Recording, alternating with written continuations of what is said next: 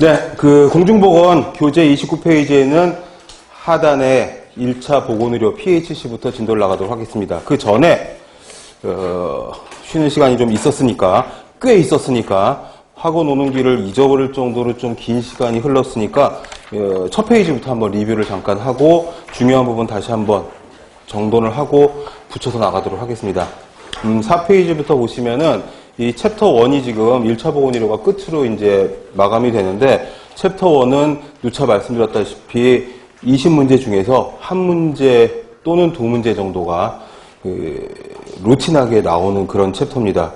그래서 중요한 부분들, 많이 나오는 부분들 일단 체크를 하시고 그 외의 것들도 다 같이 꼼꼼히 봐두시면은 틀릴 부분이 없겠다 이렇게 말씀드렸는데, 우선 4페이지에 있는 윈슬로우 교수의 공중보건학의 정의가 많이 나왔었던 파트고요.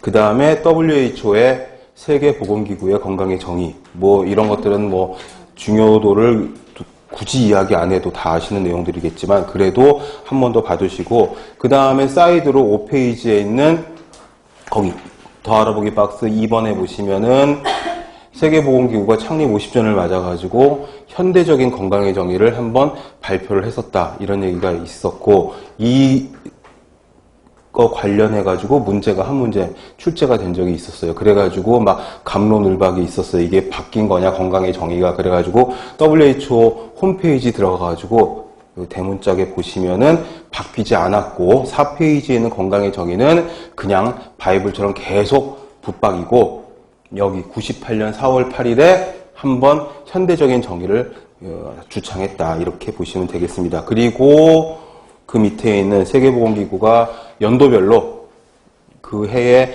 가장 중점적으로 시행할 자기네들의 사업을 표를 만들어요. 그게 이제 공식 슬로건인데, 그게 2013년부터 2018년까지 쭉 적혀져 있고, 2019년은 2018년에 거기 헬스포홀 여기서 변하지 않았다고 지난주에 말씀을 드렸었습니다. 체크를 해두시고요.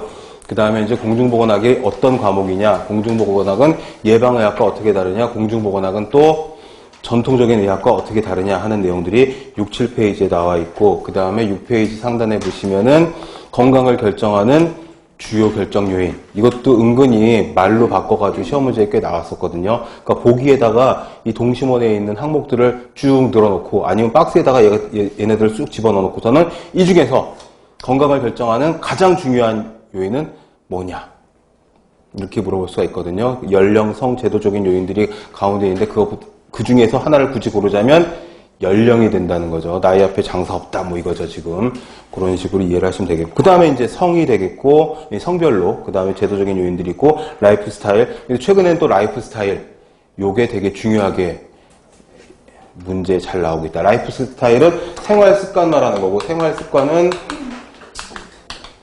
현대에 최근에 요 생활 습관 병이 되게 주목을 받고 있는 게 왜 그러냐 하면, 감염성 질환, 병균이나 바이러스나 곰팡이나 이런 것들이 몸에 들어와서 걸리는 감염성 질환은 이제 다 극복했다고 생각을 하는 거죠. 이제 기술이, 의학이 발달을 했으니까 못 고치는 감염병은 없다라고 지금 알려져 있는데, 이제는 비감염성 질환이 문제라는 거죠. 비감염성 질환은 퇴행성 질환을 말하는 겁니다. 만성적으로 점점 안 좋아지는 거. 병균이 들어와서 병에 걸리는 게 아니라 사람의 인체가 점점 조금씩 나빠지는, 고혈압이나 관상동맥 질환이나 심혈관계 질환이나 당뇨나 비만이나 고혈압이나 기타 등등 뚜룩뚜룩 나오는 것들이죠. 이런 것들이 전부 다 비감염성 질환. 그게 라이프 스타일과 관련이 있다라는 거죠.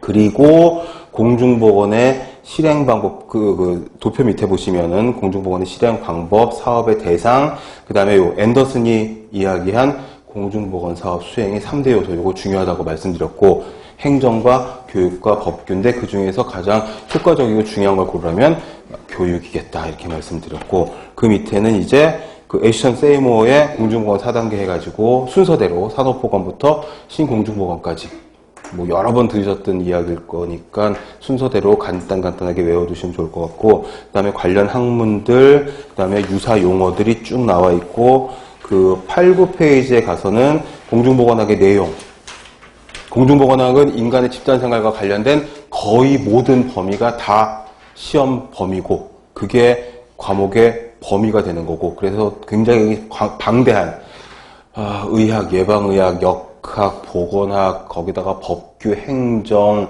인구, 뭐 산업, 보건 전부 다 들어가는 거죠. 이런 것들이 범위가 되어서 전부 다 넓게, 얕게. 근데 최근에는 넓고 얕은 이 과목에서 깊은 부분이 가끔씩 튀어나와서 그런 것들을 우리가 방심하지 말아야겠다 이런 말씀을 드렸었고 9페이지에는 공중보건학의 꽃은 뭐냐 하면 공중보건학의 핵심은 뭐냐 하면 공중보건학의 코어는 뭐냐 하면 공중보건학의 메인 디시는 뭐냐 하면 역학이라는 거죠.